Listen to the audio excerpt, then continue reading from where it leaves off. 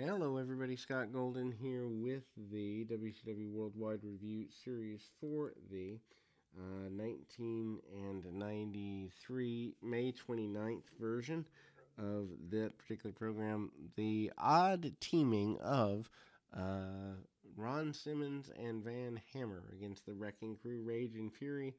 Not exactly a match to write home about, but trying to get Van Hammer over or get some money out of him anyway. Rage and Fury, a relatively unknown tag team, I think maybe one of the first groups of graduates from the power plant if it existed, because I don't really know much about their history, which is weird for historical significance. Power slam by Simmons in the midpoint and a cutoff by the other half of Rage and Fury, the Wrecking Crew.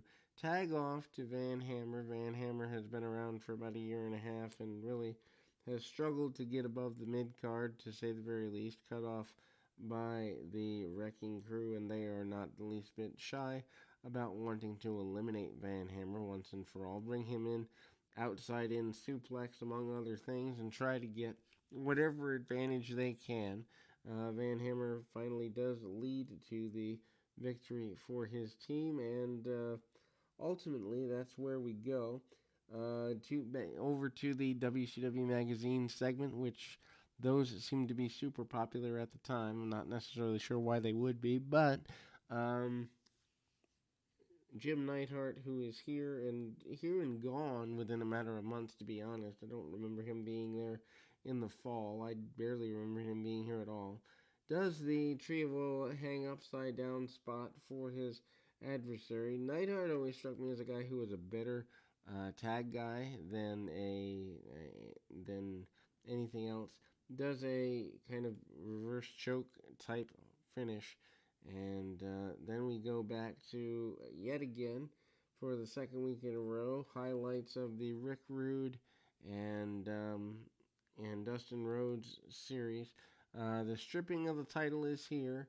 And Rude and Rhodes claim they still are the rightful champions. That'll be settled up at Beach Blast in a couple of weeks. The Black Hearts, again, Nash and Heath in an enhancement match. They are this time still in black and white and black masks.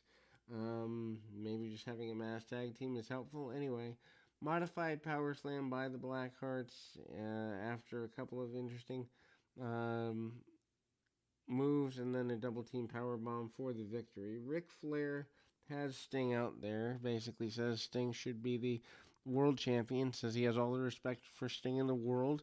Sting kind of falling into Ric Flair, in the line with Ric Flair, but at the same time having a little bit of difficulty because of the history they have. Sting, of course, going to become WCW champion again in the future, but at this point, kind of falling behind Flair. Sting often has been the kind of behind the scenes, taken for granted guy in a lot of ways there. Um, and then we kind of do some working out with some kids here. Johnny B. Bad and Max Payne continue their feud, and highlights from WCW Saturday Night are here. Um, and that leads to its own set of issues. The Bad Blaster, basically graffiti gun, somehow gets in the eyes of Johnny B. Bad and blinds him temporarily. Not blind enough to need a cane or a walker, but blind enough to need a mask, apparently. Burns on his face after that.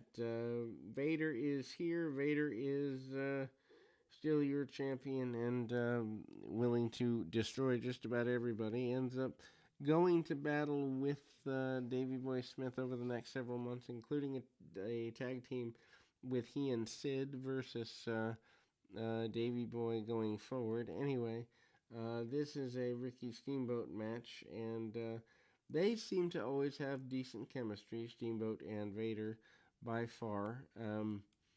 Vader is using, obviously, his power.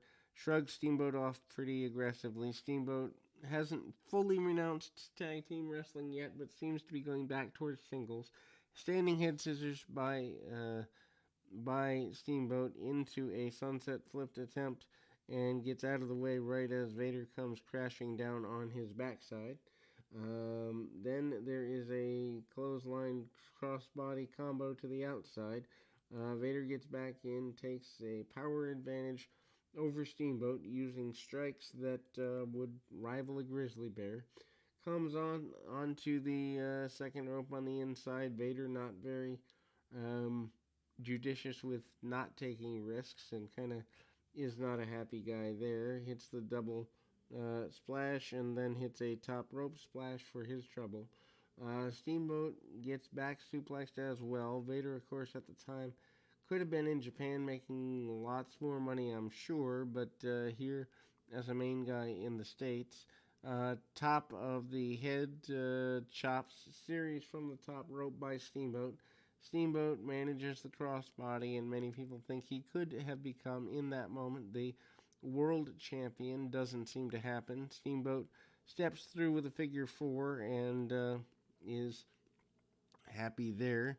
They go brawling to the outside. Vader moves out of the way as Steamboat tries to splash him against the guardrail, and then Vader splashes him on the floor, rolling back in just in before the 10 count, and in fact, Vader wins by countout. That will close us for this edition. We will be back with more right after this.